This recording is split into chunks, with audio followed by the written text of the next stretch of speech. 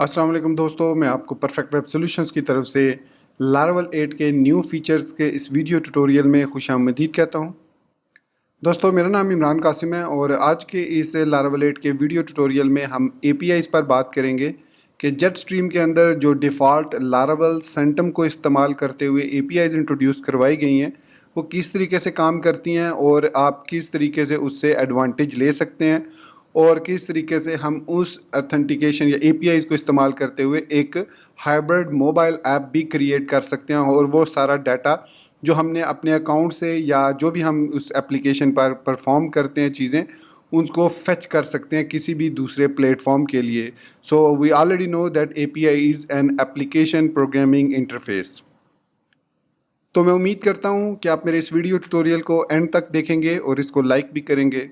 इसके अलावा अगर आप हमारे इस चैनल परफेक्ट वेब सॉल्यूशंस पर न्यू हैं तो इसको सब्सक्राइब करते हुए बेल के आइकन को प्रेस करते हुए ऑल नोटिफिकेशंस को ऑन कर लीजिएगा ताकि आने वाले वीडियो ट्यूटोरियल्स की अपडेट्स आपको मिलती रहें और आप अप टू डेट रह सकें। इसी बात के साथ चलिए शुरू करते हैं आज के इस लारावल 8 के न्यू फीचर्स के वीडियो ट्यूटोरियल को और देखते हैं कि जेट स्ट्रीम के अंदर जो सेंटम एपीआई को ऐड करके जो फीचर्स ऐड किया गया है वो क्या है और कैसे काम करता है। तो जैसा कि मैंने इंट्रोडक्शन में बता दिया कि लारावल 8 में जो जेट स्ट्रीम पैकेज है वो 45 को यूज़ करता है अथेंटिकेशन जो कि नॉर्मल वेब बेस्ड अथेंटिकेशंस है उसके लिए लारावल 45 पैकेज को यूज़ करता है और एपीआई अथेंटिकेशन के लिए लारावल 8 के अंदर जेट स्ट्रीम को इस्तेमाल करते हुए साथ में लारावल सेंटम एपीआई को इस्तेमाल करते हुए एपीआई अथेंटिकेशंस और एपीआई के प्रोसेस को भी इंक्लूड कर दिया गया है और वो बहुत ही यूज़र फ्रेंडली है। अब जो दोस्त लारावल सेंटम के बारे में नहीं जानते तो ये एक फर्स्ट पार्टी पैकेज है जो कि लारावल 6 में आई थिंक इंट्रोड्यूस करवाया गया था या लारावल 7 में, आई एम नॉट श्योर, किसी एक वर्जन में इसको इंट्रोड्यूस करवाया गया था और उस वक्त इसका नाम था लारावल एयर लॉक। बाद में किसी कन्फ्लिक्ट की वजह से इसका नाम चेंज करना पड़ा तो इसका नाम लारावल सेंटम रख दिया गया। तो मेरे चैनल पर लारावल एयरलॉक के नाम से जो ट्यूटोरियल मौजूद है अगर आप वो देखें तो उसमें सिर्फ आपने एक चीज़ चेंज करनी है कि जहाँ जहाँ पर मैंने वर्ड एयरलॉक इस्तेमाल किया है वहाँ वहाँ पर आपने सिंपली सेंटम को यूज़ करना है, SANCTUM या जो भी उसके स्पेलिंग है उसको आपने इस्तेमाल करना है और वही ट्यूटोरियल उस लारावल सेंटम के लिए भी काम करेगा।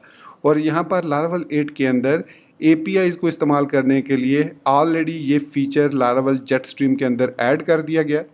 यहाँ पर अगर मैं आता हूँ सबलाइम टेक्स्ट 3 में और ऐप के अंदर तो यहाँ पर हमारे पास एक प्रोवाइडर्स का फ़ोल्डर है। इसके अंदर जेट स्ट्रीम सर्विस प्रोवाइडर के नाम से एक फ़ाइल है। इस फाइल में अगर हम आते हैं तो इसके बूट मेथड के अंदर ये एक फंक्शन कॉल कर रहा है दिस कन्फिगर परमिशंस। अब इस एक फंक्शन की मदद से हम दो किस्म के जो परमिशंस हैं कन्फिगर कर रहे हैं। एक है जेट स्ट्रीम रोल बेस्ड और ये जो है ये टीम्स मैनेजमेंट के लिए है। इसको हम नेक्स्ट वीडियो ट्यूटोरियल में डिस्कस करेंगे और देखेंगे कि ये फीचर किस तरीके से काम करता है। सो दूसरा जो है वो है jet stream default API token permissions. तो ये जो डिफ़ॉल्ट टोकन परमिशन है ये बाय डिफ़ॉल्ट आपके लारावल के जो डैशबोर्ड है लारावल 8 का जब आप इसको जेट स्ट्रीम को इस साथ मिलाकर इंस्टॉल करते हैं, मतलब लारावल न्यू प्रोजेक्ट क्रिएट करते हैं जेट स्ट्रीम के साथ, तो उसमें आपको ये डिफ़ॉल्ट एपीआई टोकन परमिशन मिलता है और बाय डिफ़ॉल्ट लारावल इसको रीड पर सेट कर देता है।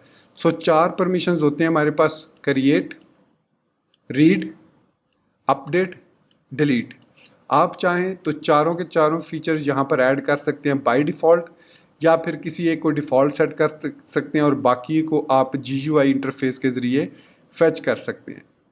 तो GUI इंटरफेस को समझने के लिए हमें ब्राउज़र में जाना होगा। तो यहाँ पर मैं इस वक्त ब्राउज़र के अंदर मौजूद हूँ। तो यहाँ मैं लॉगिन होऊंगा अपने अकाउंट की मदद से। तो मेरे पास 2-3 अकाउंट बने हुए हैं, उनमें से मैं किसी को भी यूज़ कर सकता हूँ। तो मैं यूज़ करूँगा imran@imran.com को और उसके ज़रिए मैं लॉगिन होऊंगा। फिर उसके बाद मैं आपको दिखाता हूँ। सो यहाँ पर मैं imran@imran.com से लॉगिन होऊंगा और पासवर्ड आई थिंक मैंने यही रखा था, लेट्स सी, 2 फैक्टर चैलेंज आ गया यहाँ पर। ओके, इसके लिए मैंने इनेबल किया होता, मेरे पास रिकवरी कोड मौजूद थे तो मैं रिकवरी कोड्स को यूज़ कर लेता हूँ जो मैंने सेव किए थे। कहाँ पर, अगर आपने मेरा वो वीडियो ट्यूटोरियल देखा है तो मैंने कन्फिग के अंदर आई थिंक 45.php के अंदर सेव किए थे। ये इसमें से मैं ये लास्ट वन वाला कॉपी करके इसको ट्राई करता हूँ, शायद मैंने यूज़ ना कर लिया हो लेकिन नहीं यूज़ किया। ओके, तो आई थिंक मैं इससे लॉगिन हो जाऊँगा। तो उसके बाद फ़ौरन बाद मैं 2 फैक्टर ऑथेंटिकेशन को डिसेबल कर देता हूँ। तो मैं सक्सेसफुली डैशबोर्ड पर आया। तो सबसे पहले मैं आता हूँ इसमें प्रोफाइल में, और मैं 2 फैक्टर ऑथेंटिकेशन को डिसेबल कर देता हूँ अपने इस अकाउंट के लिए। तो मैंने इस फीचर को डिसेबल कर दिया अपने इस अकाउंट के लिए। ओके, तो अब यहाँ पर अगर आप देखें तो आपके पास API टोकन जो मैनेज अकाउंट के अंदर API टोकन के नाम से एक लिंक मौजूद है। ये आपका API टोकन जो है ये आपको टोकन्स जनरेट करके देता है। तो अगर आप इस फीचर को डिसेबल करना चाह रहे हैं तो ये फीचर आपको मिलेगा कन्फिग के अंदर jetstream.php में। अगर आप पाएंगे यहाँ पर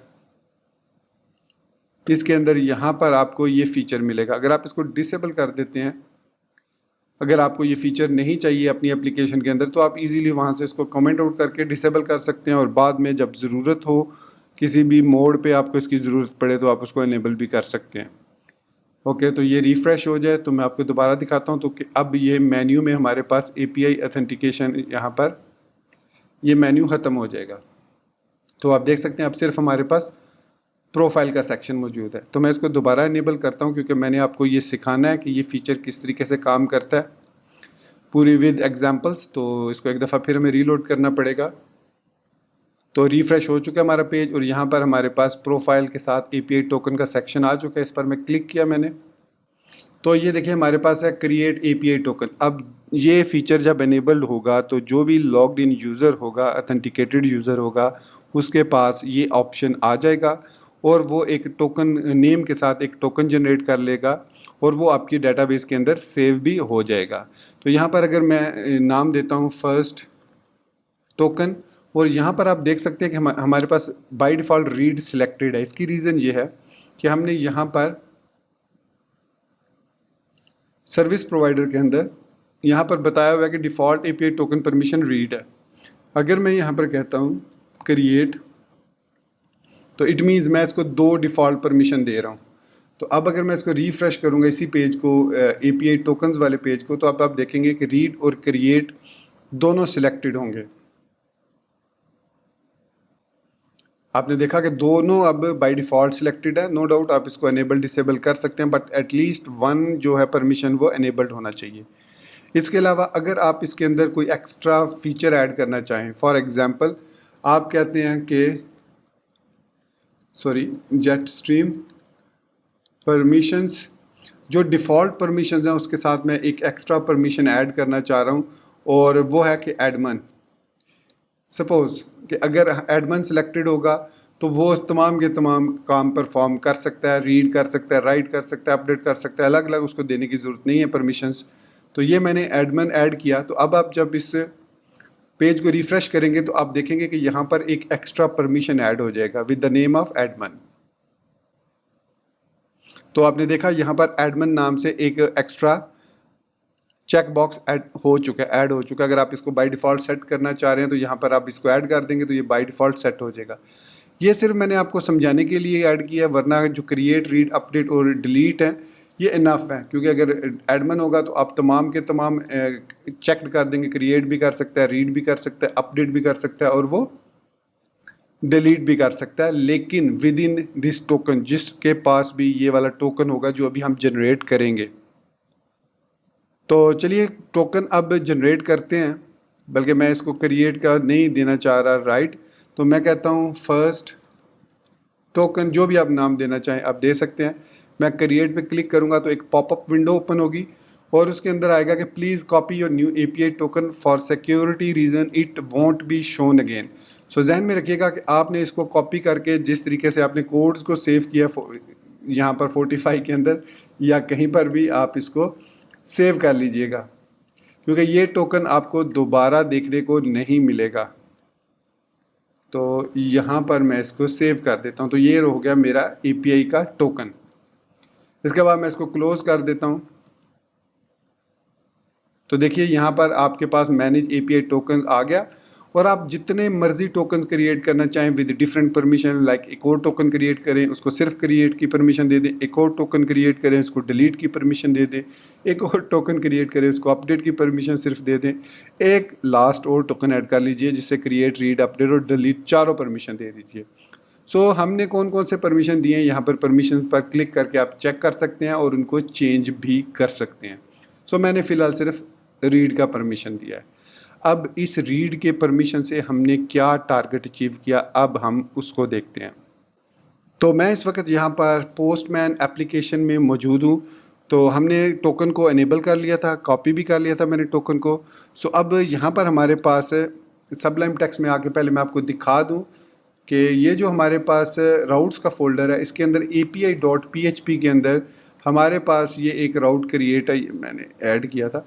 ये बाय डिफ़ॉल्ट एक राउट अवेलेबल होता है। अब इस राउट में आथ कॉलन सेंक्टम, ये जो है ये बेसिकली लारावल सेंक्टम API है। तो ऑथ का मतलब है कि सिर्फ अथेंटिकेटेड यूज़र ही इस रिक्वेस्ट को सेंड कर सकेगा स्लैश यूज़र को। अगर यूज़र अथेंटिकेटेड नहीं होगा तो वो इसको लॉगिन स्क्रीन पर रीडायरेक्ट कर देगा और बोलेगा कि पहले आप लॉगिन हो। मैं इसको आपको पहले एग्जांपल दे देता हूँ ब्राउज़र के थ्रू, क्योंकि ये गेट रिक्वेस्ट है। सो यहाँ पर मैं लिखता हूँ L8 jetstream /API/user। तो ध्यान में रखिएगा कि जितने भी API.php के अंदर आप क्रिएट करते हैं राउट्स, उनका प्रीफिक्स जो है वो API होता है। तो इस तरीके से हम इसको डिफ्रेंशिएट करते हैं नॉर्मल राउट्स में से और API राउट में से। तो यहाँ पर मैंने लिखा /API/user, तो इसने मुझे डैशबोर्ड पर रीडायरेक्ट कर दिया। क्योंकि मैं ऑलरेडी लॉग्ड इन था तो मुझे अब लॉग आउट यहाँ से होना चाहिए। तो लेट मी लॉग आउट, क्योंकि ये ज़रूरी है समझना।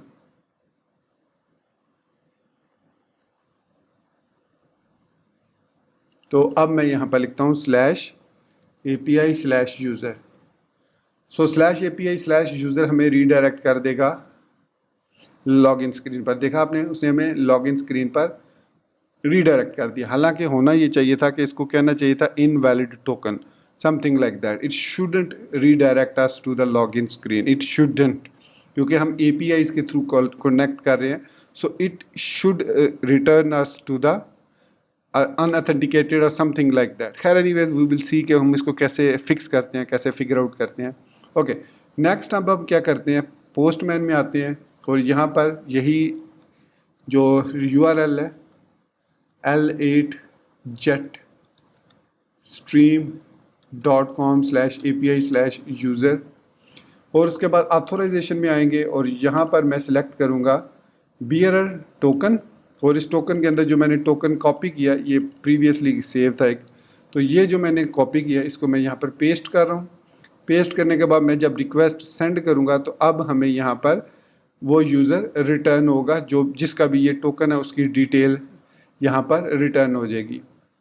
सो may be I make a mistake यहाँ पर, क्या couldn't get why this might happen, the server ensure that the backend is working properly. I think L8 jetstream.com, let me zoom in a bit. Sorry मैंने .com लिख दिया, ये .test है, sorry. सो send की request, तो यहाँ पर आप देख सकते हैं कि हमें उसने प्रॉपर डाटा जो भी उस API टोकन के साथ अटैच्ड है वो यहाँ पर रिटर्न कर दिया। अगर मैं इसमें कोई भी एक्स्ट्रा वर्ड ऐड कर देता हूँ, जैसे G के बाद मैंने E ऐड कर दिया और सेंड करता हूँ रिक्वेस्ट को, तो ये हमें वापस रिटर्न कर देगा लॉगिन स्क्रीन पर। सो इट मीन्स हमारा जो टोकन है वो इनवैलिड है, इस सूरत में वो वैलिड है। सो अब वो हमें यूज़र की कंप्लीट डिटेल, जो भी उसकी यूज़र की ID है वो रिटर्न कर देगा उसकी डिटेल के साथ। तो ये बेसिकली पर्पज़ है। अब आप कोई भी कंट्रोलर क्रिएट करेंगे APIs के लिए तो वो यहाँ पर आप करेंगे, इसके अंदर यहाँ पर कोई भी राउट। सो सपोज़ मैं एक और राउट क्रिएट करता हूँ इसी के साथ, इसको मैं कह देता हूँ पोस्ट। सो ये क्या रिटर्न करेगा हमें, it will return us request, बल्कि मैं इसको एक सिंपल एरे रिटर्न कर लेता हूँ, मैसेज ऑल पोस्ट्स रिटर्न। अब यहाँ पर ये हमारे पास सेम वही कॉन्सेप्ट है।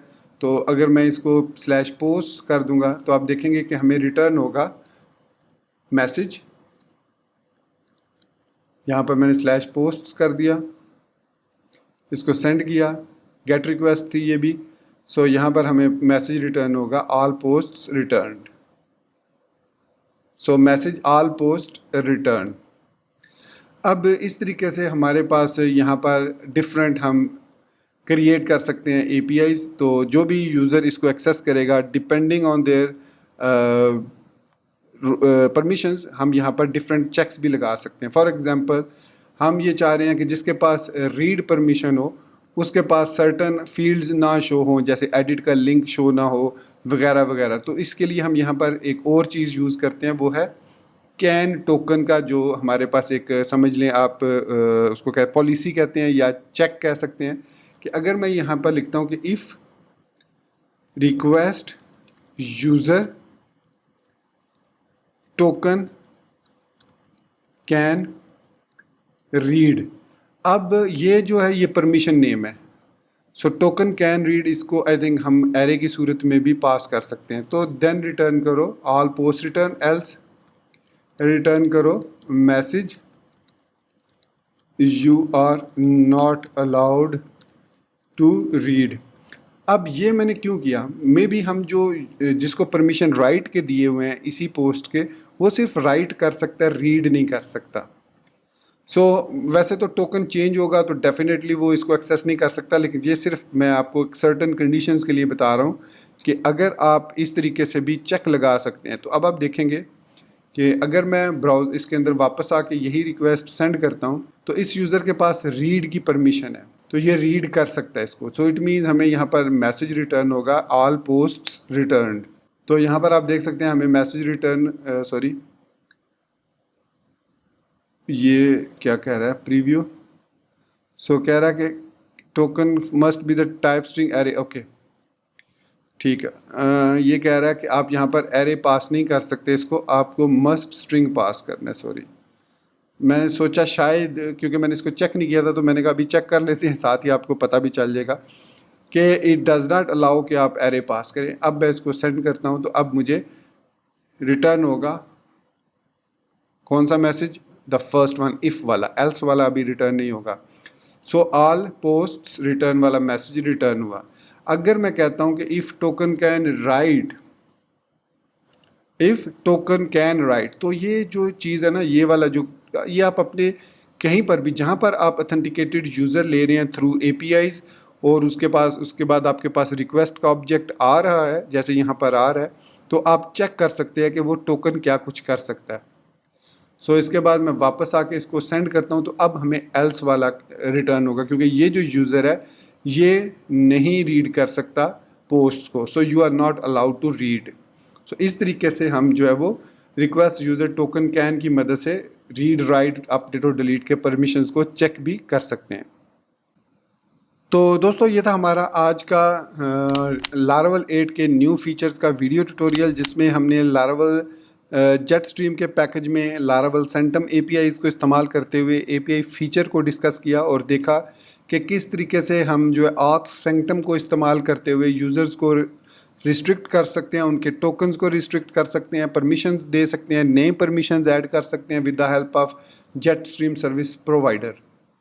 तो मैं उम्मीद करता हूं कि आपको मेरा ये वीडियो ट्यूटोरियल पसंद आया होगा और आप ऑलरेडी इसको लाइक कर चुके होंगे। नए होने की सूरत में चैनल को सब्सक्राइब करते हुए बेल के आइकन को भी प्रेस कर चुके होंगे।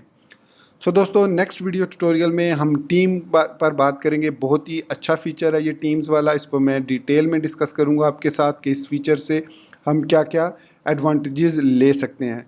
सो मैं उम्मीद करता हूं कि वो वीडियो ट्यूटोरियल भी आप कंप्लीट ही देखेंगे। इसी में मैं बता रहा हूं, अगर आप यहां तक पहुंच चुके हैं तो इस मीन आप उसको भी कंप्लीट ज़रूर देखेंगे। तो विद दैट बीइंग सेड, मुझे अपनी दुआ में याद रखिएगा and thank you very much for watching this video tutorial.